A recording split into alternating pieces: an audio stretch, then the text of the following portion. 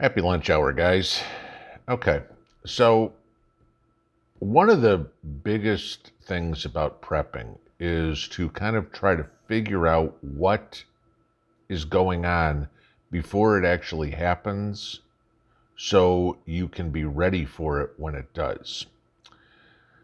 My question is, based on all the signs we're seeing, is war inevitable? Now, we know what's going on with Russia, Ukraine. We know that Biden is basically doing whatever he can to keep the war going, sending, money and weapons and God knows what to Ukraine. Why is he doing this? Now, I want to give you this as a little historical fact. For decades, the Democrats have always accused the Republicans of being war hawks, and the Democrats have always said they were the doves. The Republicans always wanted to go to war. The funny part is, if we look at the recent wars, all right, let's go back a few. Korea. Harry Truman was the one that got us into Korea, Democrat. Vietnam. I'd say it started under Eisenhower, who was a Republican. We had all of 700 troops in Indochina at the time. Under Kennedy, we had up to 16,000. It was Lyndon Johnson who kind of ramped it up, where we had 548,000 troops in country. Okay. Johnson, Democrat. Okay. Yeah, but you could say the 700 troops that Eisenhower sent. Just saying. Now, of course, we could say everything that went in Iraq and Afghanistan is all the Bush family. No question there. First time around, second time around. Okay. Bush Sr., Bush Jr. So both parties have their hands dirty when it comes to war. Why would the United States want a war? Well, let me give you this. Joe Biden has this strange fascination thinking that he is the second coming of FDR. Okay. Mind you, Joe was born while FDR was president. Okay. FDR died when Joe was 3. So the New Deal was coming into play just as Joe was becoming a child, if you will. So he grew up in all of that. And the immediate aftermath of the New Deal, the rebuilding of the economy, et cetera, et cetera, et cetera, was everything that Joe grew up in. Now, does Joe want to do this all over again? Hey, I'm the second coming of FDR. I'm going to do the same thing. Why do we call it the Green New Deal? All right, think about some of this stuff. He's trying to do the same things that FDR did. The problem is the world is a completely different place, and times are completely different. FDR wound up president. He was elected first time in 1932. We were in the depths of the Great Depression. Joe, the economy was pretty damn good when you came in. You're turning it into the Great Depression. Okay, you can't cause the problem and then say you fixed it. But here's the thing.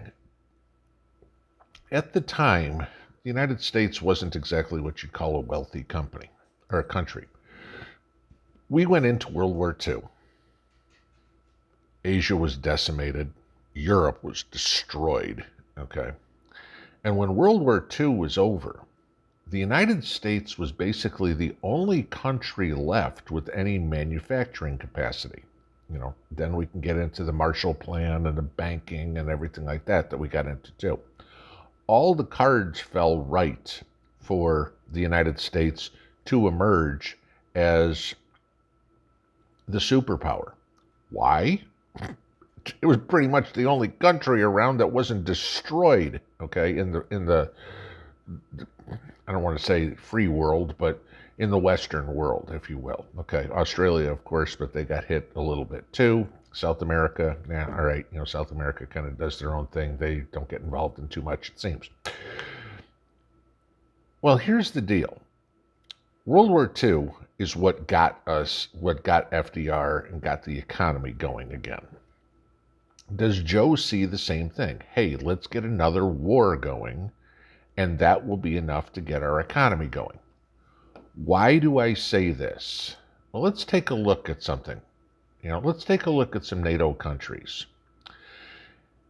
Inflation in the United States, currently, what is it, 8 point something percent. If we calculated it the way CPI was calculated back in the 70s or in the 80s until they changed it, we'd be at around 17%. Okay, so I want to give you that figure. That's what the actual inflation number is once you add in food and energy. Canada, highest inflation in 40 years. Okay, they're up at 7.7%, the 8 point whatever it was. So you figure if Canada did it the same way we used to do it, Canada would be up around 16%. Let's take a look at what's going on in the EU, okay, in Europe. Now, the EU came into existence in 1993. The inflation for the entire European Union right now is running at 8.8%. That is an all-time high. Granted, that only goes back to 1993, so it's only back 30 years. Only 30 years. Let me give you some of the inflation rates currently in Europe. Estonia, 20.1. Lithuania, 18.5. Latvia, 16.8. Gee, those would be the three countries that border on Russia, guys. Okay. Czech Republic, 15.2. Bulgaria, 13.4. Poland, 12.8. Romania, 12.4. Slovakia, 11.8. Hungary, 10.8. Croatia, 10.7. Greece, 10.5. Netherlands, 10.2. Belgium, 9.9. Luxembourg, 9.1. Cyprus, 8.8. Germany, 8.7. Slovenia, 8.7. Spain, 8.5. Those are all the countries in Europe who have higher inflation than we do in the United States right now, based on the way it's calculated. You think they want their economy restored too? Yeah, might be kind of important. Why do I say war? Want to know what came out of Germany today? Good old Olaf Scholz, okay, German Chancellor. He's announced a major investment that would turn the Bundeswehr into the largest military force among among European members of NATO. Okay. Schultz told every lawmaker in Parliament that Berlin would defend every square meter of NATO territory. He also said that the alliance's members in Eastern Europe could count on Germany. The country would increase its military presence in the region, including the area around the Baltic Sea, and will permanently station troops in Lithuania. What's going on with Lithuania right now? They've put a blockade on any trains going from Russia to the Russian territory of Kaliningrad. Okay? So now the Germans are going to go in. This is getting more and more interesting, guys. That you got to put all the pieces together. But it seems to me that the EU and NATO and the United States, which obviously is not part of the EU, but is part of NATO, are trying to keep this war going, are trying to reestablish the Cold War with the fantasy that war will save their economies. Now, my question to you is this. Is your life, your kid's life, your grandkid's life, depending on what your age is, worth the price to save the economy? Politicians sure think it is.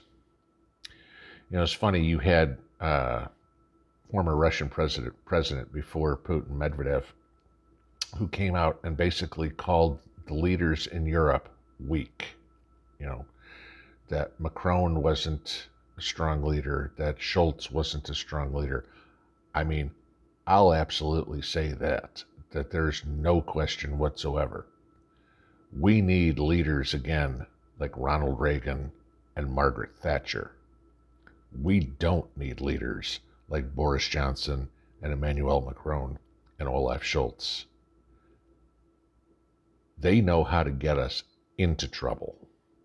We need the ones that know how to get us out. Just be ready, because one morning we're going to wake up. It's going to happen. And you're going to click on this channel or any news or whatever you watch, any website you pull up, and you're going to see this country declared war on that country. And all bets are off. And this is why prepping is so damned important, because the drop of a hat, the entire world is going to change. And you need to be ready for when it happens, because nobody has a crystal ball. Nobody can tell you it's going to happen a week from Tuesday at 2 o'clock. It could happen this afternoon. It could happen tomorrow, next week, next month, next year. But the cowards in charge of most of these countries, I mean, come on, Justin Trudeau, are hell-bent on going to war. They won't be the ones fighting it, but they have no problem whatsoever sending you, your kids, and your grandkids into harm's way. Just think about that. Pinball out.